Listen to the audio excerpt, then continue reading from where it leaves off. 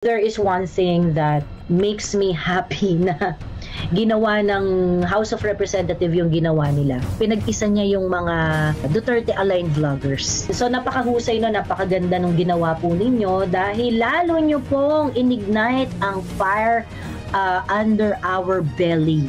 Lalo kaming tumapang, lalo kaming lumakas, lalo kaming tumalino dahil sa mga pressure na ibinibigay nyo sa amin. Everyone should take part of this social media war that we are raging against the House of Representatives who doesn't listen to people. Hindi nakikinig sa taong bayan. Make your voice louder.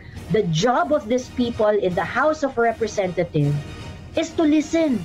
And they're not listening. And instead, if you're going to say something, what they're going to do is to target you, harass you, embarrass you publicly. That's what they do. Pakitag na rin si Benny Abante dyan at saka si Dan Fernandez. Part ng hearing kahapon kung saan nagmonolog si Benny Abante. He was fuming mad sa akin. Hirap sa iyo nagmumura ka nang dyan na wala kaming kalaban-laban. Humarap ka dito. Dito. Namo. Achievement unlock nga kahapon kasi parang sobrang daming revelations kahapon. Especially sa kung anong uri ng representante ang meron tayo dyan sa House of Representatives. And every Filipino should know about it. We should pressure our congressmen to really act properly. Kasi government official tong mga to I'm very, very proud of all of us dahil they cannot ignore us anymore. Yesterday, we were validated that these crocs in the House of Representatives are bothered by our pressure. And when we do this, we do not do this just because trip-trip lang natin. Kayo naman mga kongresista dyan, matagal na kami frustrated sa inyo.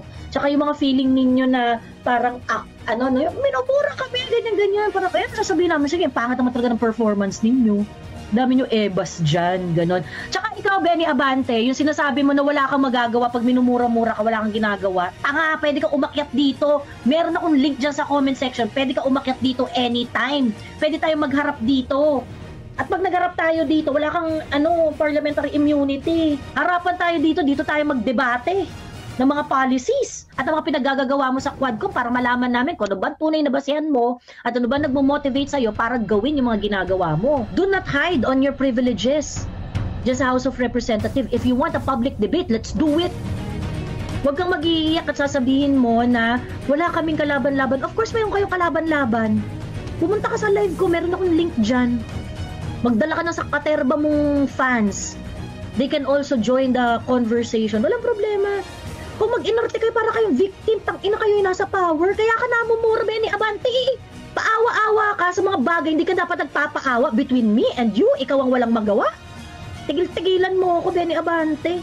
Diyos ko, paliwanag mo muna yung mga luxury items na suot mo araw-araw.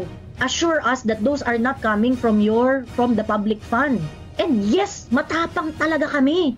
Lalo na pag pinaglalaban namin ang tama. At hindi ko maintindihan sa inyo dahil pinagmumura kayo, kala nyo aping-api na kayo mga putang ina nyo. Tsaka hindi kita minumura araw-araw, hindi naman kita araw-araw content Minumura kita pagka meron kong ginagawang kamura-mura. Ganun yun. You're a public official. You are under close scrutiny because you are spending taxpayers' money, perang pinagputahan ng bawat Pilipino, pinaghirapan, pinagpawisan, dugo, luha, pawis ang puhunan para pondohan ng gobyernong to. If people are complaining, you are duty bound to answer. Ang pinakamali nilang ginawa, pinag-isa nila yung mga vloggers. Biruin mo, itong mga vloggers na to na nagre-raise ng issues, nagki-criticize sa government, who are doing their own research, who are studying the things that they want to say in their platform in such a way that they can call out things that they think, that we think are wrong and should be addressed. Syempre pag pinagsama-sama mo yung mga utak na yan, diba? Magbabarilan kami ng ideas. Ginawa nyo kami ng forced collaboration. Ginawa nyo kami ng forced collaboration kayong mga crocs dyan. Which is good for us kasi we were able to really, come up with with an action that is stronger, more prudent. I think it's really prudent. It strengthens each other's cause and taking a stand before the Supreme Court.